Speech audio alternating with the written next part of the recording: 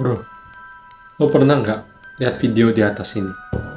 In 1954, the Sanitation Office of Minamata City began receiving reports of an unknown epilepsy-like affliction, which has since become known as Minamata disease. Buat kalian yang belum tahu, video tadi itu bukan video rekayasa.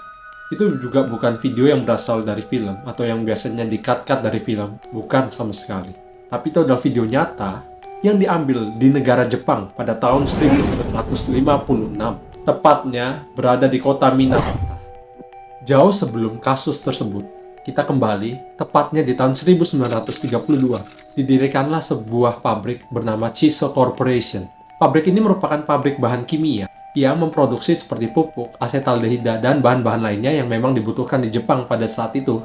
Saking ramainya kebutuhan akan barang-barang yang diproduksi oleh pabrik Chiso ini, itu membuat pabrik ini berkembang secara ekonomi dengan sangat pesat.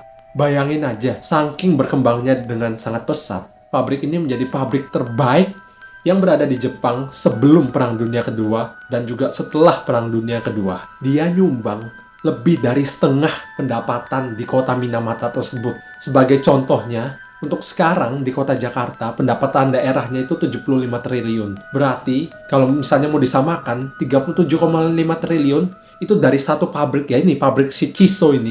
Wow, gila banget sih memang. Karena si pabrik itu berkembang sangat pesat, sehingga mereka harus meningkatkan kapasitas produksi untuk memproduksi barang yang mereka hasilkan dengan lebih banyak. Tapi sayangnya hal ini tidak diikuti dengan pengetahuan mereka akan bahaya yang bisa timbul dari limbah yang mereka hasilkan.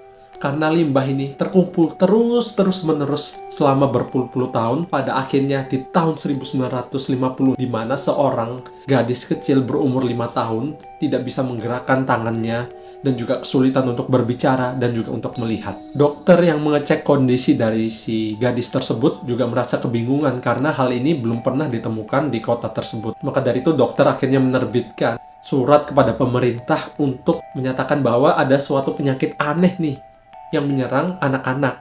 Setelah mendapatkan laporan dari si dokter, pemerintah tidak tinggal diam. Pemerintah langsung membentuk suatu badan untuk menanggulangi penyakit aneh ini. Tapi sayangnya setelah berbulan-bulan, badan tersebut mungkin kurang mampu sehingga akhirnya badan tersebut menunjuk fakultas kedokteran yang berada di salah satu universitas yang di Jepang untuk menyelesaikan kasus tersebut.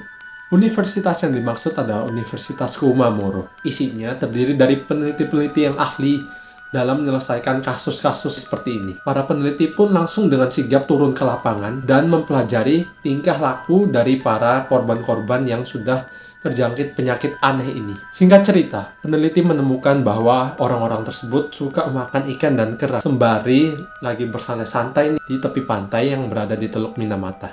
Dari situ mereka menyimpulkan bahwa penyakit utamanya adalah dari ikan dan juga kerang-kerang tersebut. Sehingga mereka langsung mengadakan penelitian terhadap limbah atau air yang berada di sekitar pabrik tersebut. Dan sangat mengejutkan sekali bahwa ternyata air tersebut sangatlah tercemar. Tapi yang sialnya lagi nih, tercemarnya bukan cuma karena 1-2 zat aja, tapi banyak banget sehingga mereka sangat bingung nih nentuin apa sih zat utama yang menyebabkan orang-orang tuh punya penyakit aneh atau epilepsi tersebut. Para peneliti mempunyai argumentasi masing-masing. Oh, penyebab penyakit aneh tadi itu adalah zat A, zat B, zat C, zat D. Tapi sayangnya, hal tersebut tidak mengarahkan kepada satu solusi yang tepat. Sehingga mereka harus terbang ke Inggris untuk menentukan apa sih penyebab penyakit tersebut. Di Inggris, peneliti menemui seseorang yang sangat ahli dalam bidang saraf-sarafan ini. Orang tersebut adalah Douglas McAlpin. Douglas McAlpin pun langsung menjelaskan bahwa penyakit tersebut disebabkan karena satu limbah yang memang dihasilkan oleh si pabrik Chiso tersebut. Dan limbah tersebut adalah merkuri. Sayangnya itu masih belum bisa membantu banyak orang. Karena penyakit aneh tersebut ternyata tidak bisa disembuhkan dan akhirnya menelan korban ribuan sampai puluhan ribu orang. Nggak cuma sampai di situ, ternyata korbannya bukan cuma manusia aja.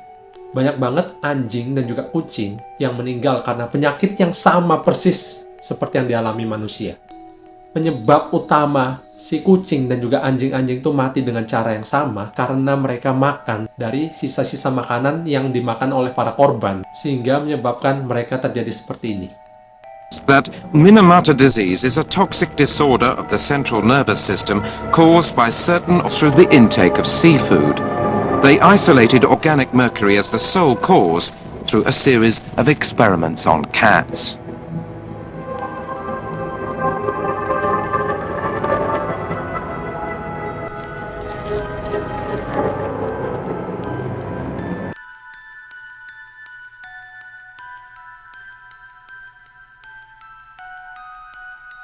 Water discharge from the factory was suspected. Afflicted patients continued to be found until 1960. A rash of babies were born with brain damage and extreme physical